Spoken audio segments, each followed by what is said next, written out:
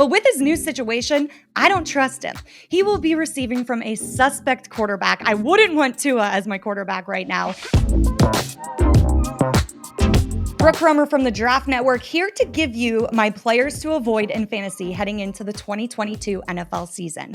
Starting with Christian McCaffrey, who is one of those running backs that can truly do it all. He can run, he can receive. He's a real dream on paper. But when you consider the little amount of games he actually plays in due to injuries, there are just too many red flags for me to draft this guy on fantasy draft day.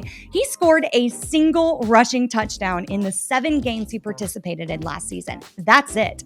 The Panthers also have D'Onta Foreman and Chuba Hubbard to lean on, which won't take away too many touches from CMC, but what are the odds he actually gets through a whole season?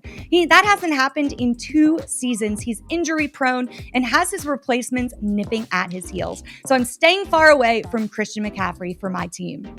Darren Waller is a player I'm avoiding, especially in the first round. I think his flashy beginning of last season may entice fantasy GMs to grab him quick before he's gone, but drafters beware. With the new king in town, aka Derek Carr's best friend, aka Davante Adams, Adams is predicted to be the team's top pass catcher and will see most of the targets from his bestie. Waller should be considered below market value and possibly a later trade pawn for a player that could give more consistent production. Waller's production has downgraded year after year, and I have no doubt that will continue into the 2022 season. All right, Kyle Krabs, you might want to skip this one because Tyreek Hill, it hurts me to put him on this list of guys to avoid, but with his new situation, I don't trust him. He will be receiving from a suspect quarterback. I wouldn't want Tua as my quarterback right now. His coaching staff is new, and it's going to take some time to get in the rhythm down there. And on top of all that, he will be sharing a field with star target Jalen Waddle. I'm guessing he'll be a pretty big bust this year, as will the Miami Dolphins, so I am staying far away from Hill this year.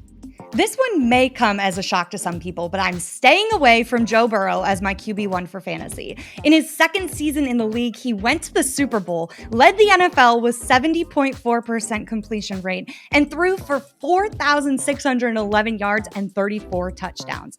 Historically, however, Super Bowl losers have struggled in their next season, and Burrow will probably fall into that category.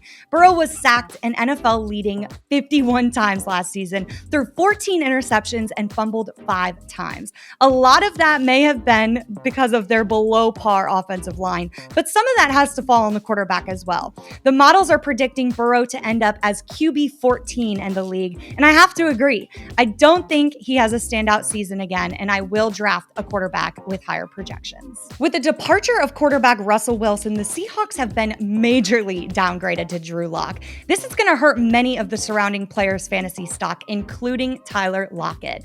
I would stay far away from picking up Lockett this season solely because of this quarterback change. Russell Wilson had a perfect QB passer rating to Tyler Lockett in the 2020 season, and Lockett was Wilson's go-to guy. Lockett finished as wide receiver 16, 18, and 13 in the last 3 years. I see a major decline on the horizon for him with Drew Lock at the helm.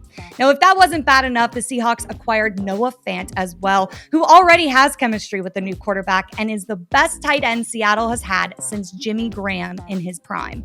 Moral of the story, avoid Tyler Lockett. What are your thoughts on my players to avoid? Do you agree? Let me know in the comments. For the Draft Network, I'm Brooke Kromer.